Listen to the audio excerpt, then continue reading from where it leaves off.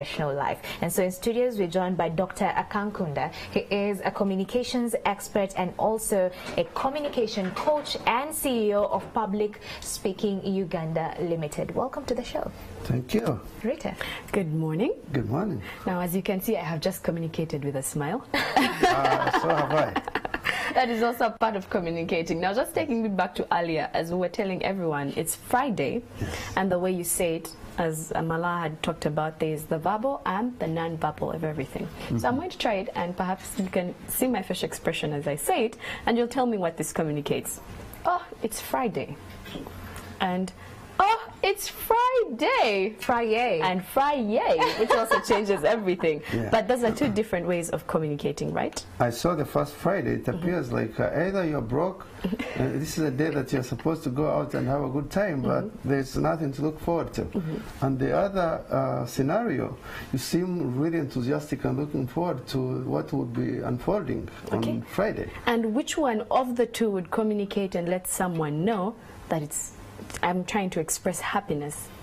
The second scenario. Okay, now that is definitely why we have him with us this morning. So let's dive straight into the conversation of how communication can best send a message out there.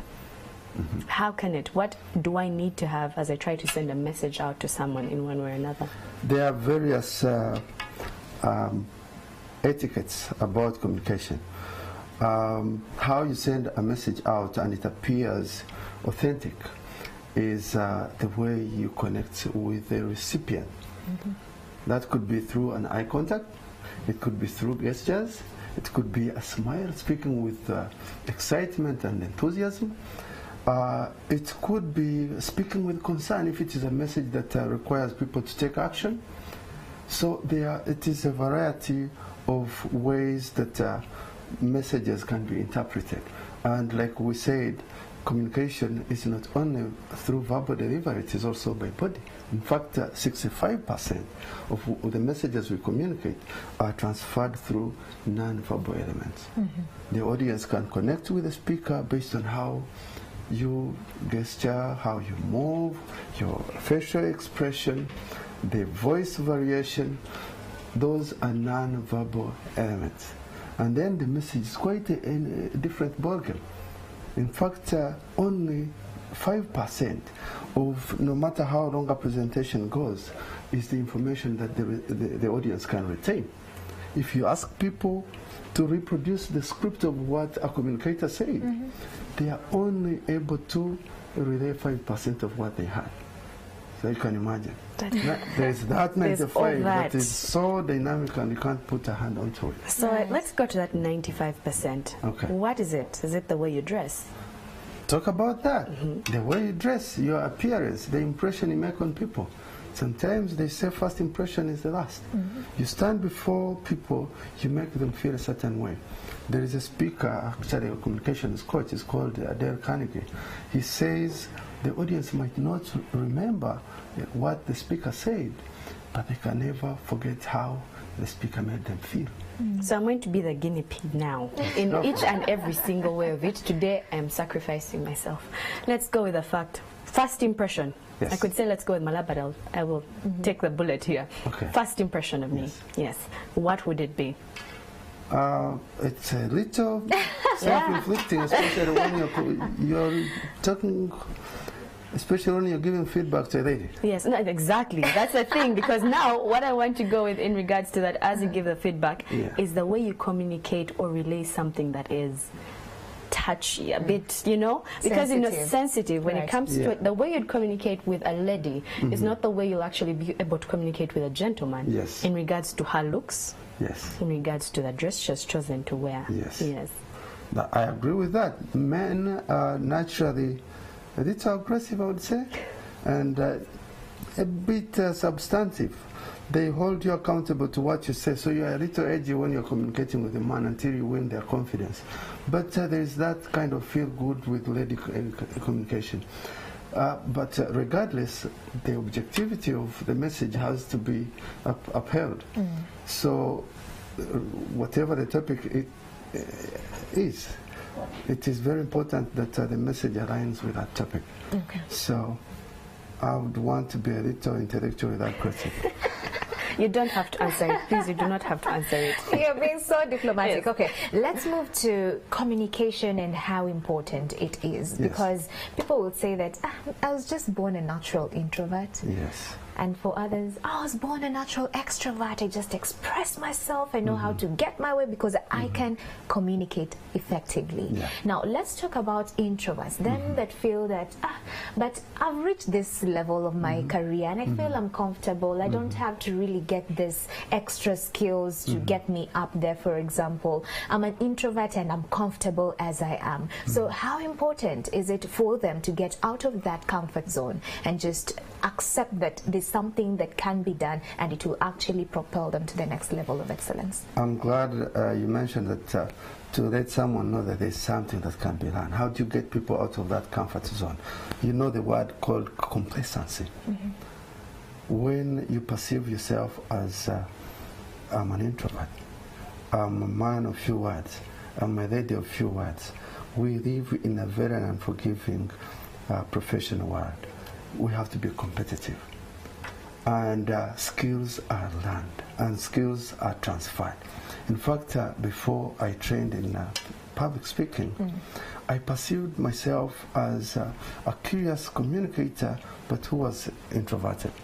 Until I went to America and I studied alongside people who have attended these soft skills training, that soft skills training, and you see people transformed and you feel like, I have to do something about my own career. Some people here I've heard, not only you, there's that cross-cutting perception that communication is a natural skill. If you communicate well, it means you're born as such. But there has to be an effort put into learning communication before someone becomes that good. You've seen leaders that we look up to. Right. You've seen inspiration speakers that we look up to. You've seen heads of states that speak and we are glued on television and we can't dare miss a word. Such individuals go through gruesome training. They have trainers and that is their secret. So what you're saying is that even if you're born a natural extrovert, Yes. you really have to go through the polishing of those skills. Absolutely. Introverts can be converted to extroverts. And extroverts can polish to become more better. They can get better, and it is really hard to take an extrovert to relapse. They may not relapse. They can never become an introvert, is what you're saying. Unless circumstances push them aside. Because you might work under an environment where you have a boss who is very unfair. Yeah. And they treat you harshly. They don't give you credit where it's due. They isolate you within a team, and you feel lost within an institution, within a team. And if that spans a long time, you will see an individual who ought to be extroverted withdrawn, gradually becoming an introvert. All right. So circumstances can push you in either direction.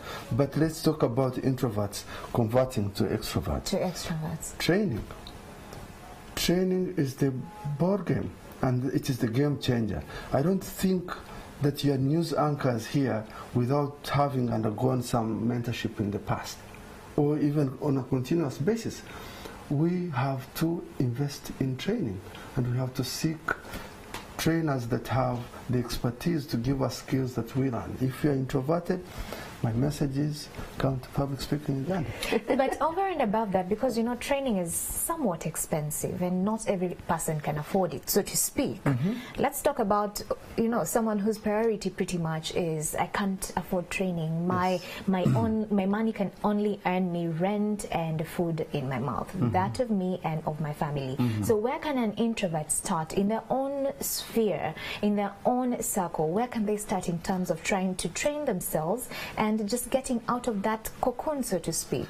I agree with you. That tends to be a reality, especially within our African context. And within Uganda, people don't earn that much. But, so I want to talk about the bad economy. Sometimes it's hard to survive off the little earnings that we make. There are folks out there who are struggling and they don't know how they're going to go through the month. Right. So getting money to invest in such a training might be such a a mountain hill. But then there are also people, I want to say we have an attitude, a mindset that is so laid back in this context that people don't seek for these competitive skills. They feel they are content with what they have and they never make extra effort to get better. There are some societies that are very highly competitive. If you took a Ugandan mindset to America, you might join those at the bottom of the economic radar.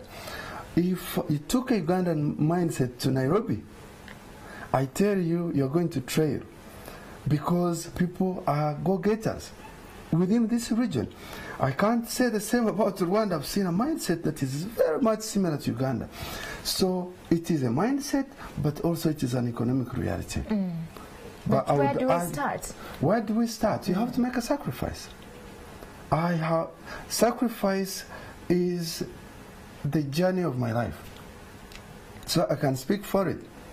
I didn't come from a background that was privileged. But I sought education outside of Uganda. I'm the last born of 9, and I'm the first child of the family to get education from overseas. I went to Asia and got my master's. I tried so hard. I had never been there. There was nobody to look up to. I went to America and did my doctorate. There was nobody in my household that had done that. But doctor, will it help to, now we're in the social media era and people can access YouTube, and people say that there's the school of Google. If I Google some of these tips on how to become a better communicator, now that I can't afford training, so to speak, and maybe I will say, maybe I can save up for that year, but not for now, and I really need the skills as soon as yesterday. Will Dr. Google help me? Will Dr. YouTube help me? Dr. Google will get you somewhere, but certainly not to the promised land. It will get you to a particular point. Yeah, it will give you the awareness. You can learn some tips on how to communicate. There is a lot of videos now on the internet that you can watch. But there's a difference between what you hear and being put in a position to practice. Okay. What we train is learning by practice. You put people out there and they face an audience and they are good. They get rigorous feedback and it gets them aware. And you know, these people hold me accountable to the feedback I got. So you have to make extra effort to get better. And by the time someone completes the training, they are far better communicators than they entered that door. Now, Doctor, let's talk about communication and that extra effort by taking it to social media. Okay. Because we cannot take it away from the fact that now a lot of communication is happening on social media. Yes. From the emails, which have been there for a while, to Twitter, to also Facebook, the things that we say, because sometimes they also involve our bosses, because looking at it from a career perspective of things, where do we put communication and how do we use communication best in such spheres? Social media is now the real deal. I tell you, it is a game changer now. About maybe 10 plus years, 10, 15, we relied on the print media to get messages across. But lately, and that was very expensive. Very, very expensive. If you had a message to disseminate to the public, you had to print through either the Monitor, the New Vision. I don't want to be taken to court by mentioning these companies by name. And the cost of getting any message through that print media was nerve-wracking. But social media has made it so easy that you can post anything there and there is information flowing. That's why you see now there is an epidemic of social media addiction. Everybody's on a phone. It is the power of information. There is information on social media, and it is cheap. Sometimes it costs nothing. So I think it is a real thing. If you're in business, you better get acquainted with social media. But how do you use it? Because as we have seen, everything is for learning, as you have talked about. You have talked about the mindset and the economy. Now we see the economy on social media. Now that mindset, the key words to use, what to leave out as you try to get your business thriving there. What key aspects should you try to make sure you always have within your communications on social media? First of all, you have to have a business like Facebook page. I want to use Facebook as an example. I do have a Facebook page for Public Speaking Uganda, and it is the channel through which I advertise and I recruit students. I have advertised in these print medias. They have cost a lot of money, and I hardly get 1 or 2 people that have reported to have learned about the program through them. But social media, I get hundreds. Sometimes not the credible ones. You get the contemplating one, but after 1 year you see someone walk into that door and they tell you, I learned about you a year ago, I saw you on Facebook. So it is really, you have to put the information there, and you have to engage the public. You have to put topics that are intriguing, that can engage a debate or a conversation, so that you build a network of people who are within your family or business. So when you're talking about that, it talks about there's communication. Yes. Then there's effective communication, yes, where you actually see the desired effect that you wanted happening. That is, you have people coming to Public Speaking Uganda. Yes. Now let's talk about effective communication. What is effective communication? What is effective communication? I would talk about credibility of information that you share. I would talk about the competency of the deliverer. If you are a communicator who doesn't seem passionate about what you're communicating, you leave the audience wanting. If you are a communicator who is knowledgeable, you set a standard and people feel compelled to listening. If you're speaking no matter about what topic, but you seem really absorbed into that topic, and you engage the audience and you have figures that can back up your statements, and the audience cannot hold you in contempt, then I would want to call that effective communication. But also, if you're a communicator who knows when to stop, because when to stop. Yes. You have folks who speak and they feel comfortable and their voice sounds like the best music, and they keep going, and it is like entertainment to themselves. So you exhaust the audience, people want you to stop, but you're not stopping. I wouldn't call that effective communication. But how do you go about just knowing when your audiences want you to stop? How do you go about engaging, if your audiences are even understanding you as well or not? Because I know another aspect of effective communication is that your message has to be understood by the receiver. Yes. So how do you gauge that on the part of the audience? You have to gauge that by practice. You have to be the audience that you anticipate, and you have to practice your presentation, your delivery in a mirror or before confidence, before you face that real audience, and make sure that you've gone through your material, you have condensed it, there are no repetitions, there is no overemphasizing as a point of view. Sometimes we deliver a message in 3 versions. It is the same message, but we want to be so emphatic until you feel the audience has fully understood me. They have understood you, but you can't speak until you see people give you an applause. You have to know when enough is enough. I've said this, that should be it. So people don't have the discipline of practice. You know, you've been in the media, you feel comfortable with this industry, and you think you can shine at any fora, and you don't invest some time to prepare. You have to prepare by writing, by typing, and go through your script and make sure it is fresh on your mind. And when you face the audience, you're going to reproduce that same information. After all, you are the one that authored it in the first place. But people don't invest that time. And when you're prepared, the audience can tell. And they admire you. But you have some struggling speakers. They are there, they are creating information before the audience. So that's why you have the likes of so. Thank you. Now they're called vocal fillers. Yeah. And those can kill any communication, any speech, because people will assume that you're not sure, even though you might be sure, but you have not gone through some practice to put this content together and to package messages distinctively. So you find yourself scattered.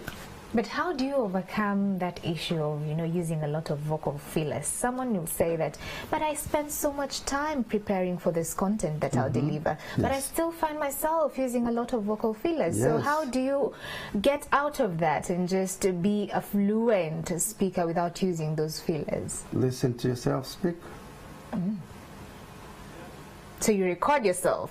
Listen to, keep the mind attuned to the message. So as you speak, you listen to yourself. To study the audience at the same time you're speaking. Yeah. And in so doing, you can lose track. And then you find yourself hesitating or throwing those vocal fillers because you don't know how to construct your messages. But when you keep your mind attuned to the message, it flows. And you have to speak words that have meaning. Vocabulary that adds value to what you said earlier, so that when you join them together, they make a complete statement. But when you have vocal fillers and you put them in any script, they don't fit there. So you have to pronounce words that have meaning. So speaking of words that have meaning, now sometimes they might leave an effect on you. I'm going to say a statement that a number of us have listened to before. Yeah. Do not koto in the who. Remember that? Again? Do not koto in the who, or infragnanto delicto. Do you remember any of these words? Is that Spanish? Now, exactly. No one knows what it is, but it was used by a member of parliament at some point in Uganda. Oh, and it was saying, that happens in our parliament. The thing is, using words, as you talk about using words that have meaning, sometimes to you, you feel this is the word that can best explain and talk about this. Maybe let's say, I am feeling fantabulous. Okay. I might know the feeling of feeling fantabulous. And you may not know the meaning of fantabulous. Yes. But you use it anyway. Exactly. But you're saying you're feeling fantabulous because, I mean, heavy words mean that you know a lot. Okay. Heavy words mean you're intelligent. I know but can using parliament that went to the East African Parliament and he was speaking nothing but jargons. And he was like a comedian. Somebody that we thought was intellectual, and he still is, but he suddenly became like a toddler. I'm sorry to use those words. People won't take you serious. People won't take you serious if you're using jargons. You know, people have a mentality that when you use jargons, then you appear very knowledgeable, you appear powerful, you seem like far accomplished than others. And it is an ego problem. But it is not effective in communications. You can battle with your ego, it will put you there, and it might even isolate you. So I strongly would discourage that. So we keep it to simple words. Keep it to simple. I used to think that first English speakers use jargons the most because they understand the language far better than us. And it appears, if you listen to an American speak, if you read their work, I've done research at the highest level, and I would tell you, people stick to simple words that have meaning, together that can produce a coherent message. And the speaking style is equally that style. So here you have people who battle with English. First of all, we are at a disadvantage because English is not our first language. That's very true. And challenging our minds to learn so many languages. I speak 4 languages. That's so much of an enriched database. But you might find that if I was a one language speaker, I might be more proficient in that language than having all these languages. So I think that in part could be the reason. But it is also an ego thing. It is also a discipline thing. Okay. Yeah. All right. So especially when you're speaking to the public, use simple words so they can also get to understand you. They can get to understand. All right. Let's speak about the role of reading, the importance of reading and the role it plays in just ensuring that you're also a better speaker. Yes. Does reading help? A lot. It enriches your scope of vocabulary because you find some words and the way they are written. Most published books are written by people who have done amazing work, and they have editors. So before a book gets out there, it has gone through rigorous enrichment, refinement. And when you read it, you are reading something that has that high quality content which can inspire you in a certain way. And it can give you vocabulary enrichment. It makes you a better speaker. You can, for me, when I read, if something strikes me, I'm going to write it. and I can always reuse it. If any of you have read my news articles, sometimes I write, but I don't only rely on what I can memorize or what I can make sense of.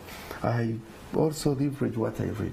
So reading is very good, and it should be encouraged, especially among the young people. Reading what? There is also reading what exactly? Reading books, educational or stories, cultural stories, natural stories. Our environment has so much to learn about, and children should be exposed to that culture of reading, and so should adults. Okay. As we wrap this up, we have talked about the fact that if you're going to get into communication, having Yes. an effective communication, you should practice, you should train, you Yes. should actually be able to also read. Yes. But there's also another part of effective communication that we're just going to look at briefly as we wrap this up. That is feedback. For a speaker out there, every time you have maybe a group of people you're talking to, Yes. if you're a boss out there and you tell your employees something, the feedback that comes back, how do you actually manage and use it to your advantage without feeling emotional about it all? The feedback. I don't know that I've understood you well, but I can try. Okay, in regards to maybe I do go ahead and I have a group of people I'm talking to. Yes. I feel that I have actually done my best. I have emphasized addressed everything. I have dressed. I have done all that you have told me to. And maybe they don't give me the round of applause I require. Okay. Yes? Yeah. Or maybe I have told these people you should be coming in at work at this point in time, and you have told them what you expect of them, but you never see the result. What happens? Have you failed at your job of communication? Or is there something else you need to start trying to do as well? I think that also comes down to the mindset of a leader, because you have to let people time to adapt a rhythm that is resourceful to whatever it is you're doing. But if you communicate and you expect results there and then, and results don't seem to come your way, and that becomes a reflection for inadequacy on your part, I don't think that is correct. So some leaders communicate with that sense of urgency that they put the listeners or the teams they lead on tenterhooks. You know the word of unkenke? Tension, pretty much. Tension, yes. They put them on tension. And everything doesn't have to be an emergency. Some leaders have that approach, and they're called dictatorial leaders. Others are liberal, and they communicate and let the teams take that information and respond to it and give them time to produce any results. So in terms of feedback, I think communication, it is not entirely the determining factor for team performance, but it is one of the key ingredients in any company or team development. Okay, thank you so much, Dr. Akankunda. Thank you. For coming and joining us. I believe as you start off your weekend, you have a few things to contemplate on. You could possibly buy yourself a book. You could also be able to do one other thing, which is train. Speak to yourself as well. And remember, it is Friday. Yes, Rita, and actually Doctor has something to say just with regards to this in 1 second. And this is a tip on how you can go about getting this avenue to better yourself. Doctor. I would want to let the public know that we have a communication and leadership conference coming next month, February 28th. It is the first conference we're going to host, and we're partnering with an American institution. We have Anthony Thomas, who is the president of Leader Development Institute based in Massachusetts in the US. He's going to be one of the key facilitators at that conference. Okay. I would want to let the public know that this event is out there and they should leverage it. Okay, thank you so much, Doctor. Is it free? Of course not. Nothing. So you need to go and check this out on Facebook. You do have a Facebook page. And our website. Okay. Yes. So make sure you... PublicSpeakingUganda.com. Okay, go to publicspeakinguganda.com. Now we're going to get into reality on the ground when we get back, but you can continue with the conversation on effective communication using our social media hashtag, which is Morning at NTV.